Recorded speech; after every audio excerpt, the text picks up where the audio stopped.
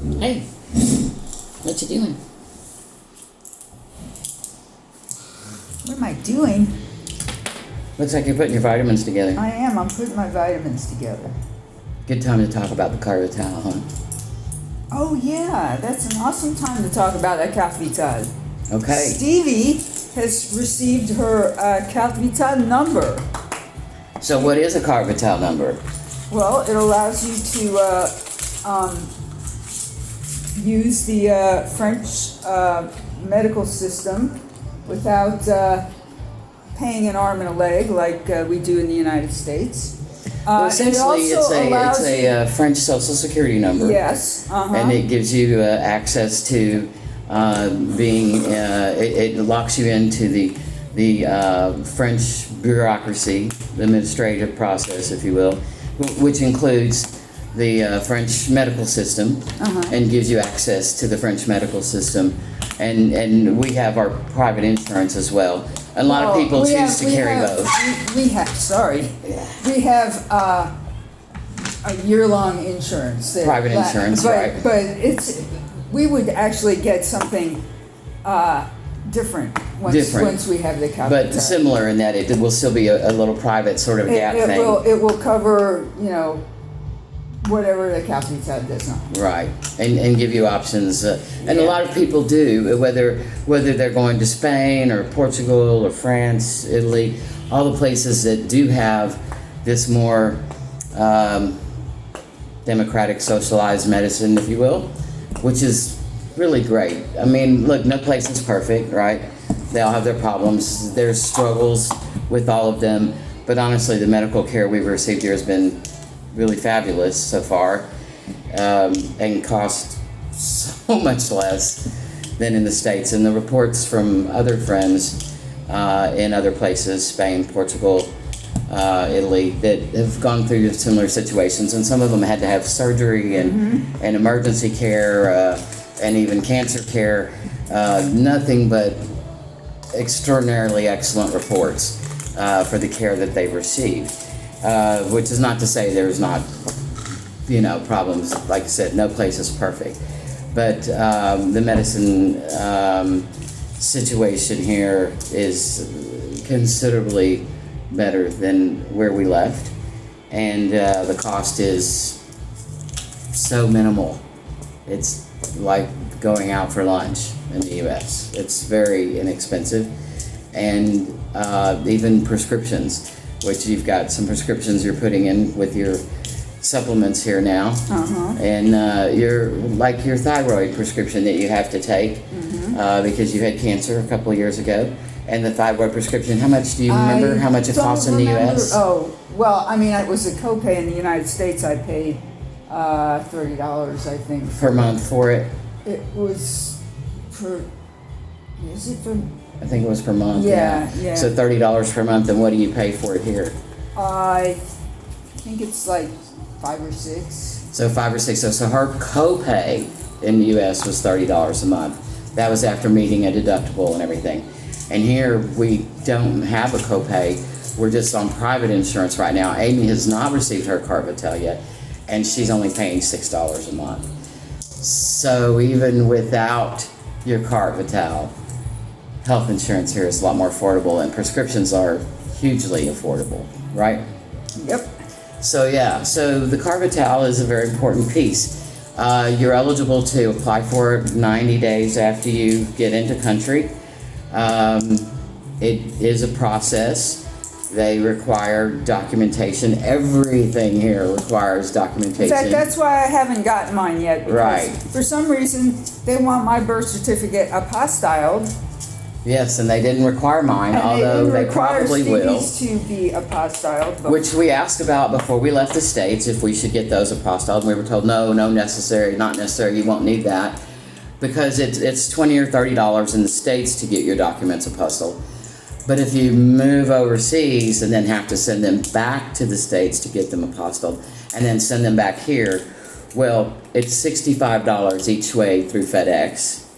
And then the apostilling is $200 per page. So we just spent $600 to get her birth certificate apostilled and my birth certificate apostilled. so that we could get through the Carte Vitale process. If we had got it done before we left the U.S., it would have been $40. These things happen. All the time. So our best recommendation is just get your documents apostilled. It won't hurt you if they are apostilled. Get a set of documents apostilled and have another set that isn't apostilled. That's a great idea too. But I would definitely have an apostilled set because you might need them. They didn't ask for mine, for my Carte Vitale, but they might still ask for it. They did ask for Amy's. What is the difference? The difference is just the different people processed our forms. Yeah. And some people ask for them and some people don't. And you don't know who you're going to get that day. You don't know who's going to be, processing the forms. And the laws change all the time as well, especially as more and more people move over here. So the Carte Vitale is your gateway to all great things French, as far as the administrative end of things go. Getting your license, getting your Carte Vitale, getting, access to all the great things that you will want to have access to when you're becoming a French citizen. But there is a process. It does include a lot of documents. You'll probably have to send most of them 2 or 3 times. And get them apostilled before you leave the States, because you don't want to have to go through what we've been going through, spending hundreds of dollars, sending them back and forth and having them apostilled. That weren't exactly in our budget. No. But that said, once you have them, and now we got here in January, it's now the middle of August, so 6 months in, I will have mine, and Amy will probably have hers by next month. So 6 months in, 7 months in, we will have our Carte Vitale. That's pretty good. There's people that have been here for a year and not gotten theirs.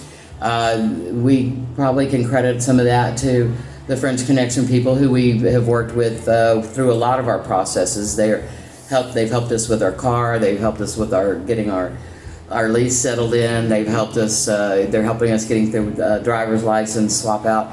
They've helped us with a lot of things. And again, the process isn't perfect, but having somebody that understands the system and understands how to move through it and has official-like people on their side doing that for you takes a lot of stress off of you and helps you move through it a lot quicker.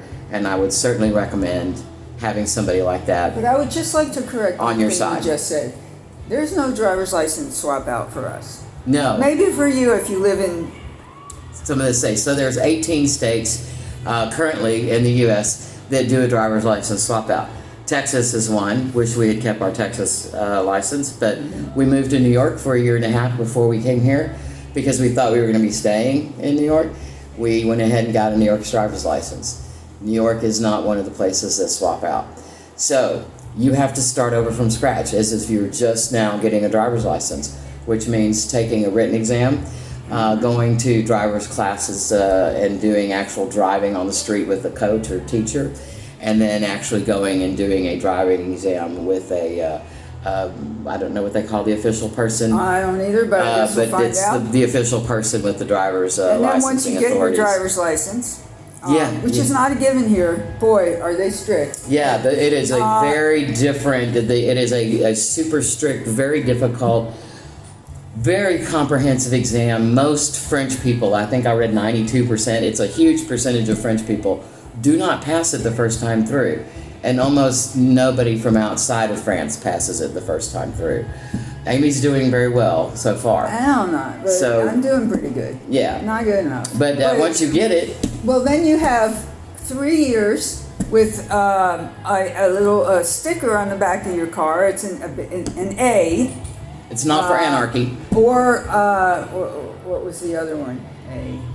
Okay, scarlet letter. Yeah. So it is red. Anyway, it says adulterer. It's not for that either. That's what it was. Adulterer. Okay, so indicates that you're a new driver. And for 3 years, you've 67 got and that 65 on your vehicle. Yeah. And you're limited as far as speed limits as a new driver, and you can. I mean, you're not horribly limited, but you are a little bit limited. Yeah. And another piece of advice is, you do have to have your French driver's license within a year of moving here. I highly recommend you get your international driving permit before leaving the States. You need to have it prior to leaving, or you have to go through what we went through, which was to order it sent to somebody in the States and then have them FedEx it over, of course. $65 a pop. So you can get them, they're $20 a piece. There's 2 people that are allowed to send them to you. There's no test or anything, it's just a registration. It's a simple few questions and registration, and you pay the $20. AAA is one of them, and I don't remember who the other one is, but just look it up, International Driving Permit. ATSA or something like that. There's only 2 people in the States that are allowed to send those out. AAA is one. You'll be able to find the other one. But get your international driving permit. It's good for a year, and you'll be able to drive for that on a year over here. And so, like for myself, we both just got ours. If I don't have my French driver's license by January, I will still have a way to drive internationally until August of next year. I, on the other hand, am hoping to have the French driver's license because my picture on the international one is nasty. It's awful. There's some Carte Vitale and driver's license tips. Hope that's helpful to you guys. We, as always, appreciate you being here. Appreciate you being part of the FFA, Fabulous French Adventures family. Thanks for spending your time with us today. We look forward to seeing you again. À bientôt. And au revoir. Hit the button.